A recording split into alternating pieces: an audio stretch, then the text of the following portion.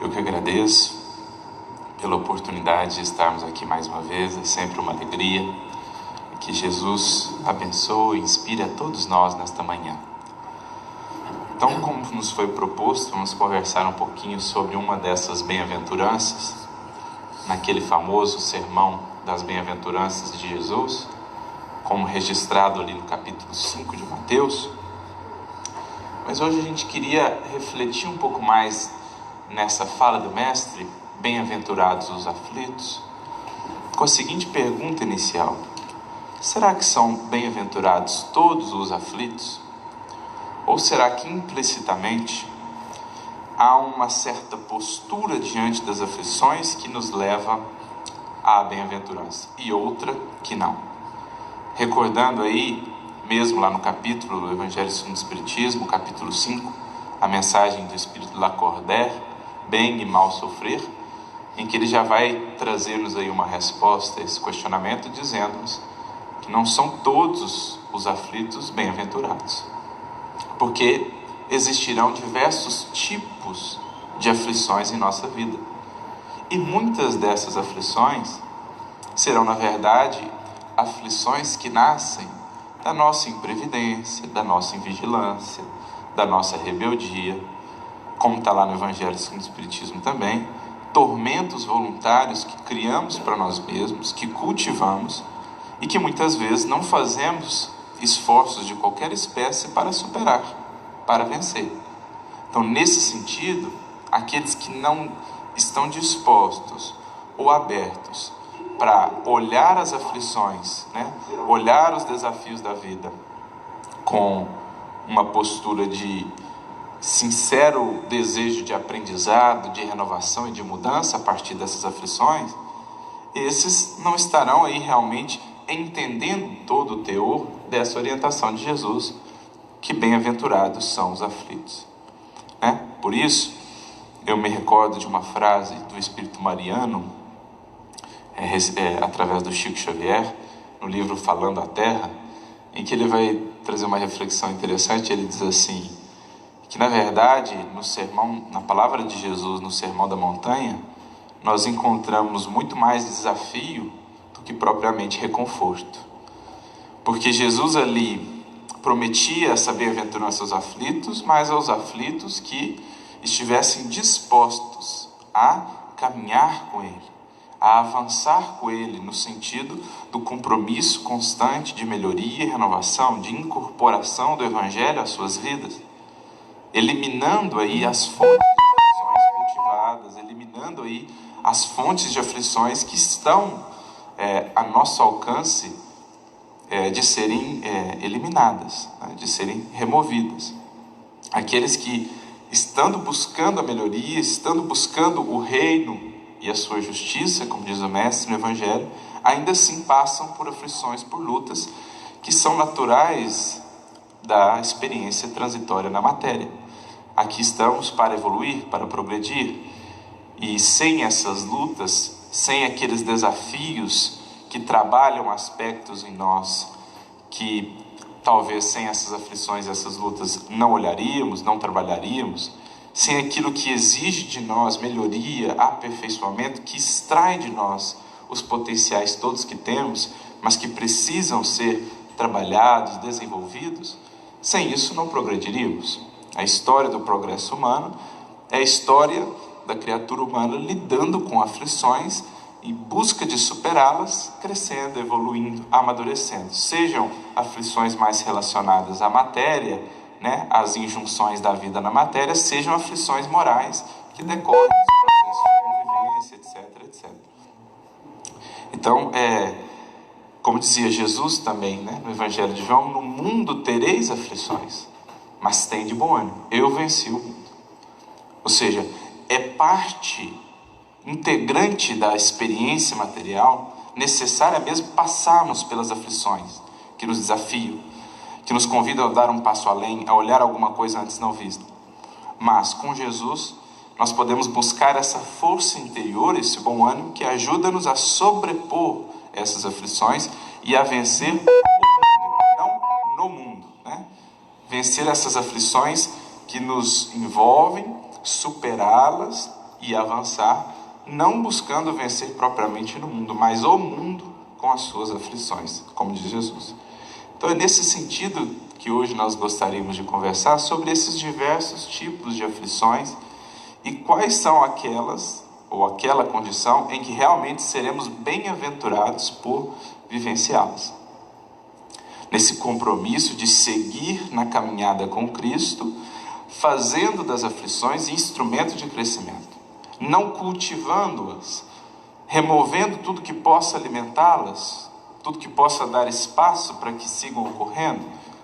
Aquele que entrou nesse processo, esse sim está entendendo o que é bem-aventurados os aflitos. Por isso, alguns estudiosos vão até trabalhar um pouco essa questão com relação à tradução. A palavra grega bem-aventurados, makarioi, que significa também felizes, é a palavra que os evangelistas adotaram, quando foram escrever o evangelho, para a palavra bem-aventurados. Mas provavelmente não era essa a palavra, naturalmente não era essa a palavra que Jesus utilizava, porque Jesus falava em aramaico. E os estudiosos, ao pensarem qual era a palavra que Jesus utilizava, eles chegaram a uma palavra que era muito comum nos Salmos, inclusive, que tem essa característica também de falar sobre esperança, sobre bem-aventuranças. É uma palavra que deriva aí da palavra aramaica, hebraica, asher, que significa significa avançar, significa seguir adiante, significa continuar. Então, os estudiosos dirão que uma das traduções mais próximas, talvez, do que Jesus quisesse realmente falar, seria: avante aqueles que são aflitos ou estão aflitos, porque encontrarão a consolação. Isto é, ashrei, sigam adiante, perseverem, continuem no compromisso de seguir o Evangelho, de aprender com Jesus, de se renovar com Cristo. Esses que perseveram, esses que seguem adiante, esses que vão aí seguindo nessa caminhada, esses são os aflitos bem-aventurados. São esses que encontram a consolação, são esses que entendem o porquê daquela aflição, são esses que não alimentam a aflição, pelo contrário, buscam fazer o que está ao seu alcance para vencer aquilo, para trabalhar aquilo, seguindo na caminhada com Jesus. Então essa é a ideia que é importante entendermos com relação às aflições. E quem são esses bem-aventurados? São os que perseveram, que seguem adiante. Não são aqueles que estacionam e ficam a lamentar, reclamando de tudo, de todos, reclamando da vida, reclamando que Jesus ou Deus não os auxiliam. Não é essa a ideia. São aqueles que estão se esforçando, estão avançando, ainda assim passam por aflições, porque, como dizíamos, é da vida, todos passamos por aflições, sejam quais forem as circunstâncias que tenhamos aqui na vida material, mas aqueles que estão buscando o bom ânimo com Cristo para vencer o mundo, esses são os bem-aventurados. Por isso nós trouxemos aqui um texto de Emmanuel, no livro Instrumentos do Tempo, no capítulo 19, intitulado Aflições, em que ele vai trabalhar melhor para nós essa ideia dos diversos tipos de aflições. E como que muitas vezes nós temos adotado uma postura não dos bem-aventurados aflitos, mas daqueles que temos cultivado aflições voluntárias, tormentos voluntários. E ele começa dizendo assim: os aflitos classificam-se em variadas expressões. Temos aqueles que choram por se sentirem inibidos para a extensão do mal. Ou seja, Emmanuel está dizendo que existem aqueles que se afligem por não terem conseguido fazer o mal, porque os seus planos para prejudicar alguém, para ferir alguém, não deram certo. Aí fica a pergunta: um aflito como esse pode ser bem-aventurado? É essa a ideia que Jesus quer transmitir? Ou a gente precisa enxergar o que está implícito, o que está subentendido na sua fala? Há quem se torture por não conseguir vingar-se. Ou seja, aquele que traz no seu coração esse espírito de vingança e que não consegue levar isso adiante, fica se torturando, se martirizando por isso, ele é um aflito bem-aventurado? Ele pode ser. Ele está se encaminhando para a consolação, para a melhoria, para a renovação? Não, né? Então é preciso meditar diante das aflições que vivemos. Que aflições são essas? São aflições que está ao nosso alcance modificar? São aflições que representam um afastamento voluntário de nossa parte do Evangelho e das leis divinas? Ou são, por outro lado, aflições que surgem, né, mesmo que tenhamos feito tudo o que estivesse ao nosso alcance, que surge e permanece, aí é outro aspecto, é outro tipo de aflição. Existem os que se declaram infelizes com a prosperidade do próximo e se enfurecem com a impossibilidade de lhes ultrapassar o progresso econômico ou espiritual. Ou seja, quantas aflições voluntárias não cultiva aquele que é invejoso, aquele que é ciumento? Está ao seu alcance modificar isso? Está. No compromisso sincero de trabalhar internamente isso.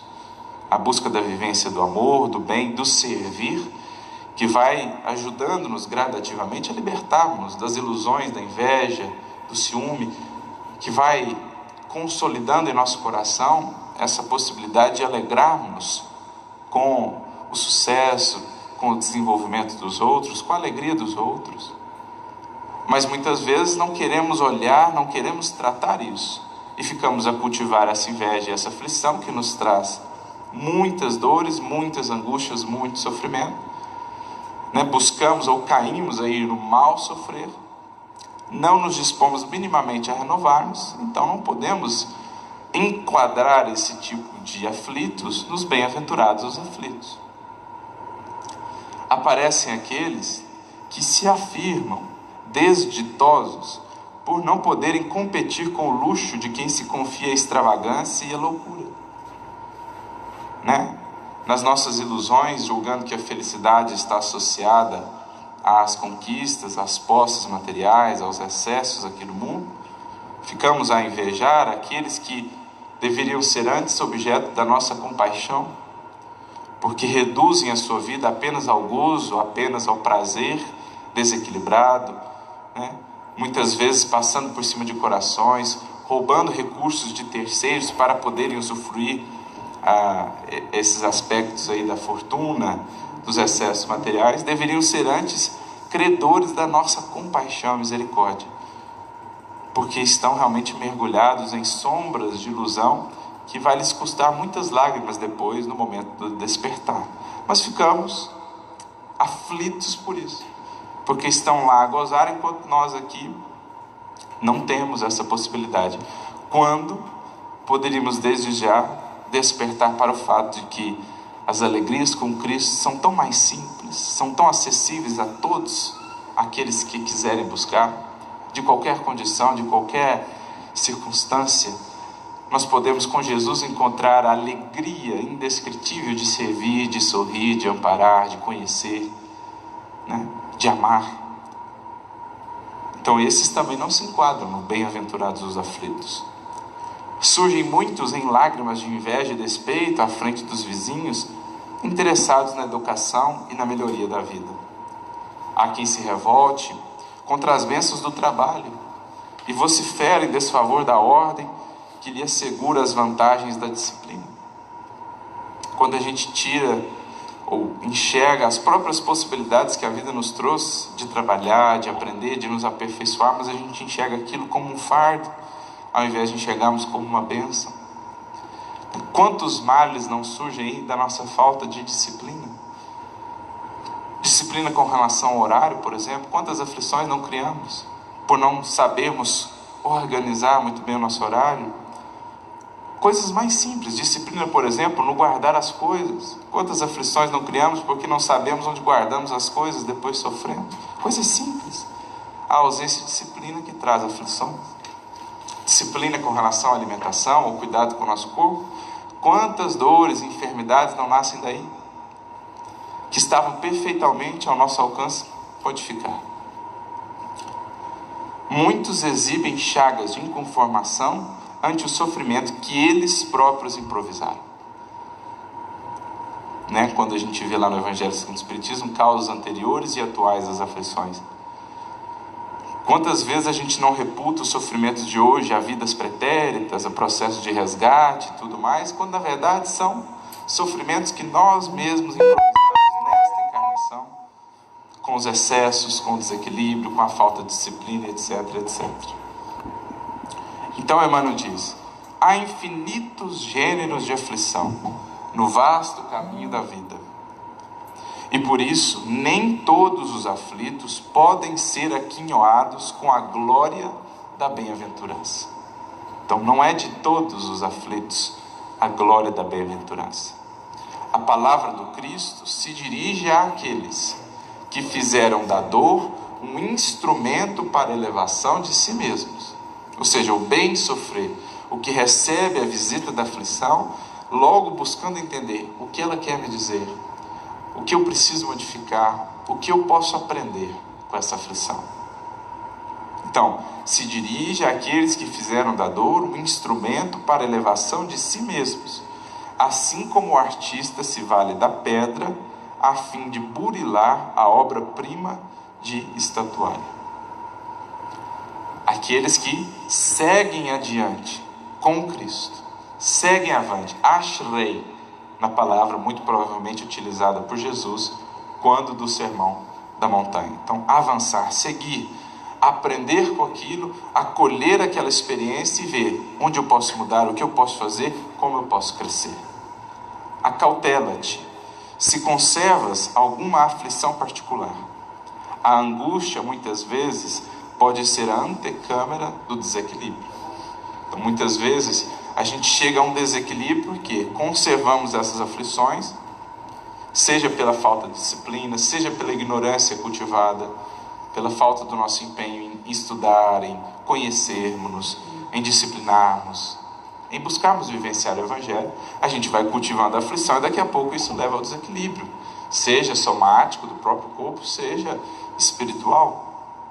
Muitas vezes é nesse processo que adentramos em processos obsessivos complicados, porque damos margem, damos brecha a esse processo de influenciação pelo próprio desmazelo com a nossa vida.